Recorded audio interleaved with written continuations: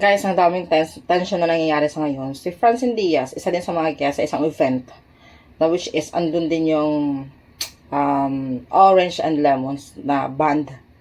So, sa kasalagatnaan ng pagtugtog ng isang banda na Orange and Lemons, ayun na nga, pinastop ng isang host ang banda, tapos naisingit doon si Francine Diaz. Doon na pumasok ang tension na which is makikita talaga sa likod na kung ano talagang nangyayari, no, na nakikita nyo naman yung isang sila na parang as in tension, may tension talaga sa nangyayari sa likod ni Francine.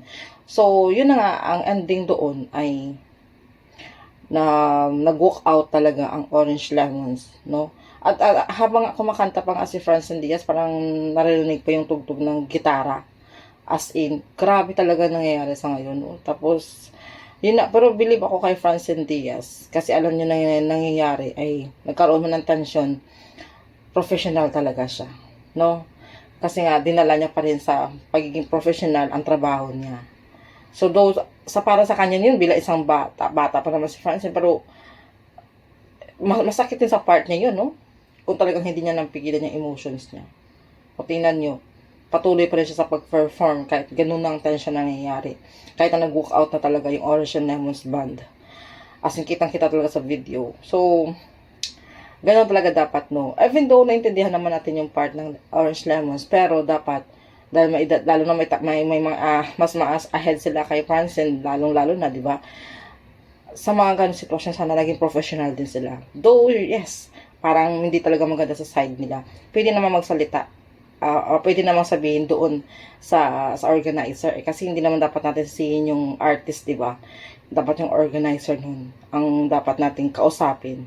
Siyempre, ang dapat dinaan pa rin nila sa mahinahon at pagiging professional gaya ng ginawa ni Francine Diaz, di ba? Kasi let's say andun na tayo, may point ang Orange and Lemons kasi nga sabi na dapat 11 o'clock pa sila nandoon, pero yun na nga, naisingit pa daw si wala dapat daw ganung singit-singit kasi nga dapat may respeto.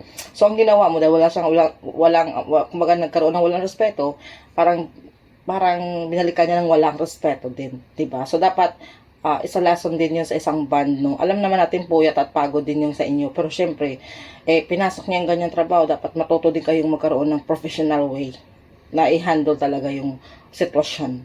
Gaya ng ginawa ni Francine Diaz. So, yun lang guys. Pero at least ako saludo ako kay Francine Diaz na talagang hindi talaga siya nagpatinag. Talagang pinagpatuloy niya, wala siyang kasalanan sa nangyari, di ba? So, sana wag ibuntun kay Francine Diaz ang nangyari. Yun lang for today's video. Bye!